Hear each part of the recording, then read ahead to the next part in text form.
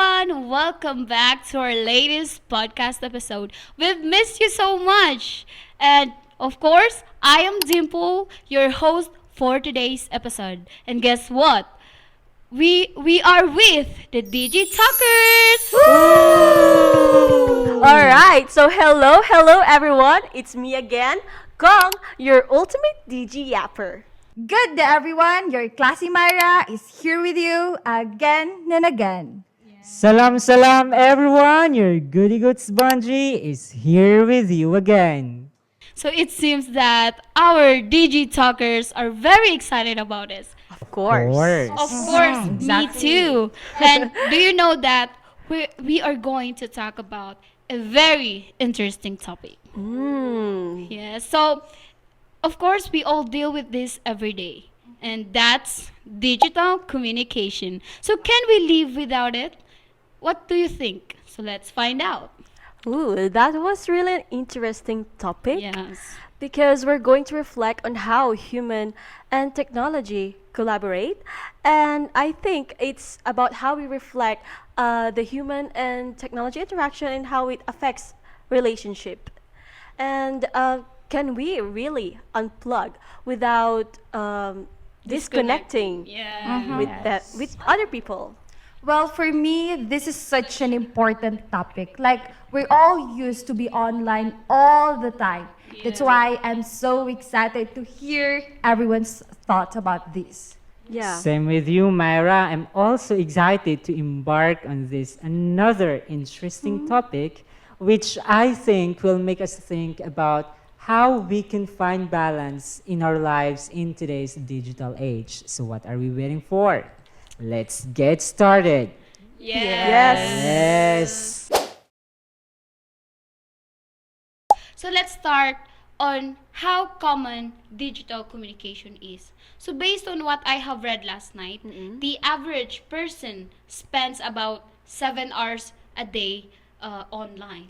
Oh. So but for me, I think my average screen time is 11 to 16 What? hours. Really? Yeah, isn't that crazy? That's Yes. totally crazy. But you are all crazy too, because I know you can relate to this. Well, yeah, we're all They're crazy. crazy. Well, anyway, that was actually true. Kasi digital communication had made our life convenient. Yes, Like we can exactly. actually chat with other people who lives far away.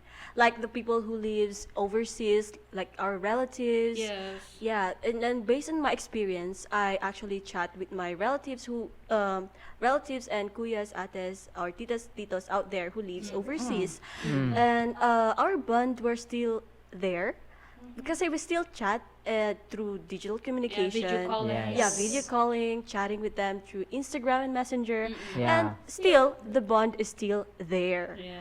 So, but then, you know what? Sometimes we forgot to value the face-to-face interaction. So True, that's the true, sad, true. sad side of that Yes. thing. Absolutely, Kong. Like, technology has really changed how we connect with our loved ones, most especially with our family. And Yeah. also think about it. Diba? Dati, without the existence of this technology, without gadgets, without social media, in the time when people had to write letter and send and wait for weeks or even a month just to receive a reply. And now, just one snap. With technology, we can Yes, send 1 second and lang. receive message that fast, right? Yes, Yes, that's very that's true. accessible. Exactly. And also, when it comes to sending invitations, like for example, wedding invitations or any Celebrations. Yeah. celebration, diba, it is usually done verbally, like you're bibisita ka sa kanya and you're gonna inform your friends or your Yeah, kamag-anak like graduation to din. attend the Yes. celebration personally, diba? And I actually have experienced that Dimple actually sent me a, invitation last night.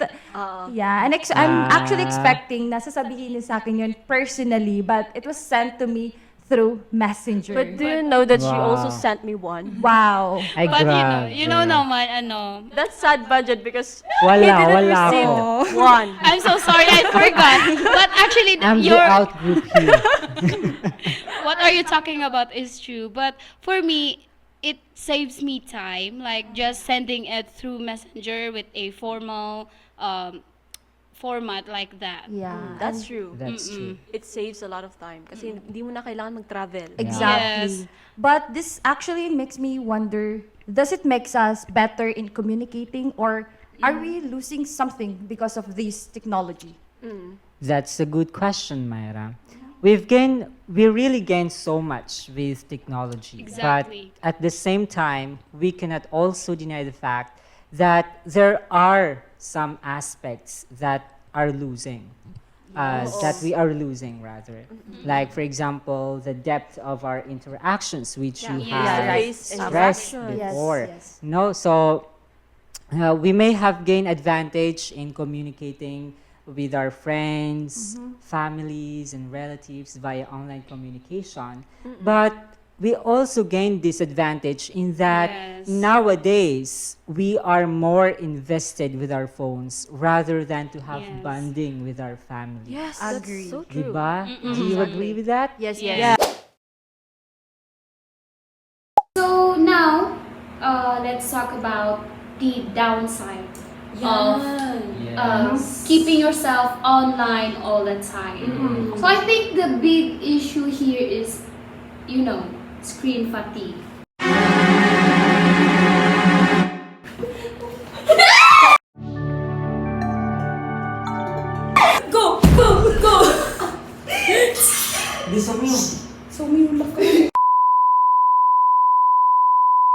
Okay, that was insane. So let's go back because we have an uninvited visitor kanina. So Yes. Okay, okay. okay, so just like what I've said earlier, that the downside of it is yung screen fatigue, right? So do you ever feel very, very tired after spending too much on your laptops or your devices like that, cell phones?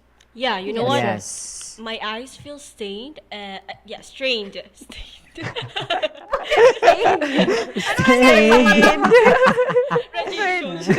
anyway. Okay, yeah. go back. Okay. So my eyes feel strained, and sometimes I get headaches because of overusing my cell phone. And do you ever feel dizzy after using your phone for too long? Yes. Diba? So does it make you 100%. feel exhausted? Yes. It's very exhausting kasi True.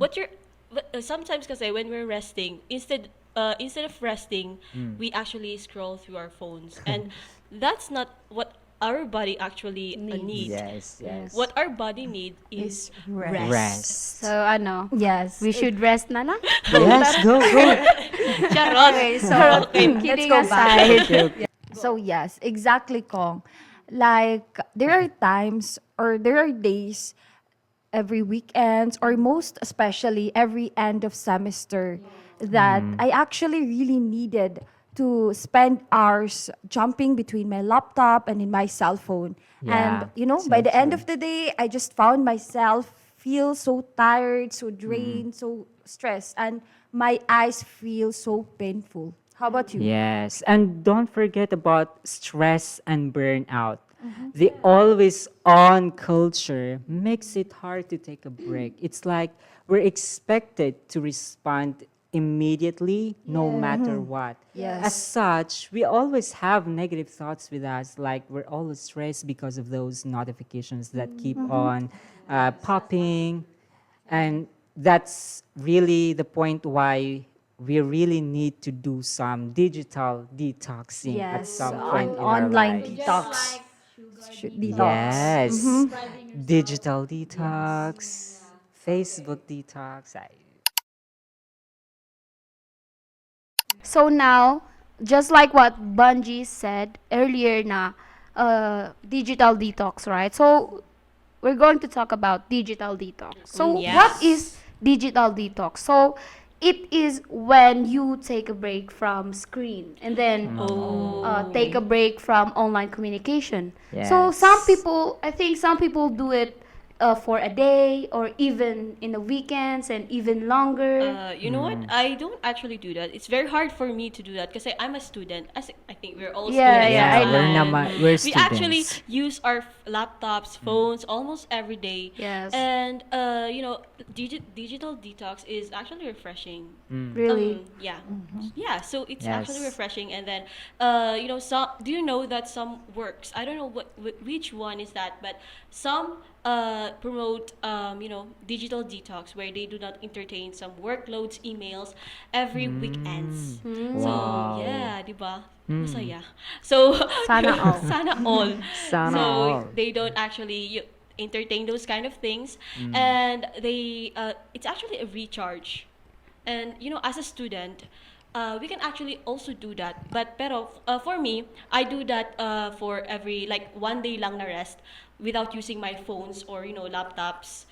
At least one day, and interact with the people in our house or with my friends. So it's actually refreshing, and it's actually good for your health, and you must try that too. That's Yes. amazing. And Like I going out with friends. Yes. Yes. And I love that idea. You know, I read someone's blog about this online or digital detox, and that idea really appeals to me. As one time, I have this moment that I want to throw away my phone and forget about it. But actually, doing it was the hardest part of my, was the hardest part. Yes, and like at first, I feel so anxious. It feels like I'm missing out on something that I can point out why Yes. and basta hindi lang ako mapalagay. But I think at the end of 1 or 2 weeks, when I get used to it, it feels so much lighter. And I realized that, okay, I can live without being with my phone or in my laptop all the time. Yes, and I had more time to focus more on important things. Like I enjoyed long conversation with my parents, with my siblings, and most especially with my friends. Like, ikaw. Yeah, that's inspiring. But it's I guess it's not easy for everyone. Like what Khong said. It's hard for us, like for us students, to actually do that because in my case, I feel like I There's something needed to missing. be online all the time for me to Yeah. be Yeah, updated yes. with what's happening on our class, on our surroundings, and Yes. at the same time, I also need to be online all the time for my studies and research. Yes. So Exactly. it's really hard sometimes for us to disconnect. Oh, So yeah, and some works really need to be connected all the time, no? So parang that's why they need recharge. it's really hard, but we can try naman. We can We try. can try. We But can it's hard try. kasi we always have our phones. Okay, so now, how do we actually reconnect? So for me, one way is to focus on face-to-face interactions, like meeting someone in person feels much more personal rather than just texting them or calling them, diba? Yes, actually. Yes. So yeah, for example, is like activities like board games, sleepovers, coffee dates with friends and families, which actually makes you, brings you together closer. So and one thing is that it makes you of like you're going to let out everything that you've been keeping for so long after isolating Mga yourself sikreto. Yes. with your phones, with your laptops, Yeah. just watching animes and everything. Yes. So actually, you need that. Yeah. So yun. I agree with that, girl. Like, meeting in person is much different. Yes, true. And there is actually something more special when sitting across with your friends, talking, seeing their expression, Yeah. and hearing their Laughter. laughter. And it's so Oh. much Yes. more fulfilling Very. than texting back and forth. And with that, I could say that we should practice a mindful face-to-face communication. Yeah, like this. Yeah. Like Yeah. this. Great Yes. ideas, actually. And while we're at that, we may also consider turning off our notifications or putting Yes. down our phones when we're with them to make them feel that we're physically there. Yes, Yes. exactly. It makes a big difference, you know, di ba?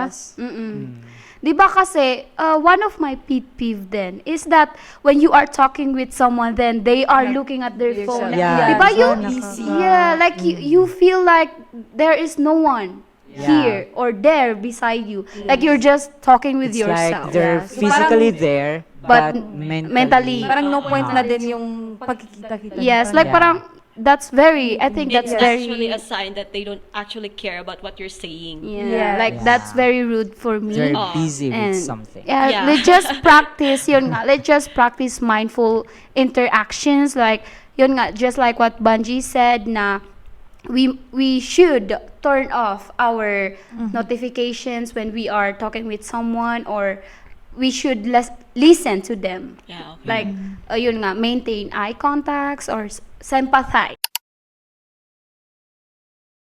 So finally, let's talk about how can we really balance the two worlds. So for me, of course, we cannot really avoid using online communication completely, Yes. but we can use it wisely. Like Yeah. setting boundaries is a good start. Yeah, Yes, so true. actually that's true, because one thing that can solve that for me is discipline and balance. Because in order to balance these two worlds, you need to discipline yourself first, like Yes. refraining yourself from using too much technology and relying on it too much, and Yes. it's actually bad, you know.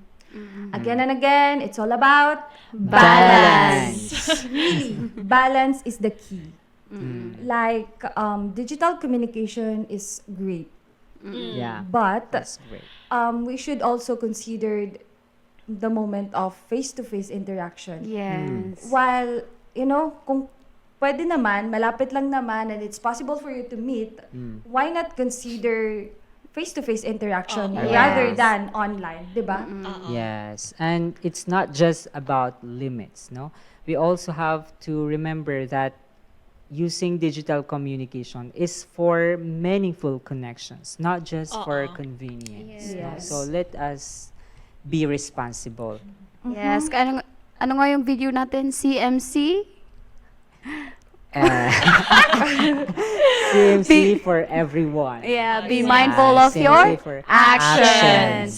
CMC, CMC, CMC.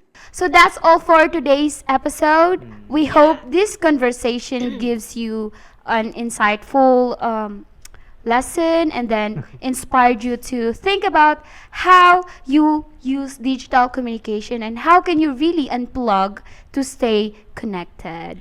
And remember, it's not just about giving up technology. It's about finding balance and discipline. Yes. Yes, and we hope today's conversation helps you think wisely how to use technology. Until next time, thank you for watching. Yes. Thank you for listening, and let us not forget to unplug even just for a short while. See you Alright. next time. Okay, I hope so you enjoy. Yes. I hope you enjoy, Okay. sabi nga ni Khong. And thank you guys for joining me right now. Yeah. And you Welcome. know, what CMC taught us about is to be mindful of Mindful our of action. our CMC, CMC, CMC for everyone. Parang So, na-delay ako doon. Mahirang signal niya. so don't forget to subscribe, like, and comment your questions, and then maybe comment another topic for us to yap about. Yes. Diba? So, see you when I see you. Alright. Bye!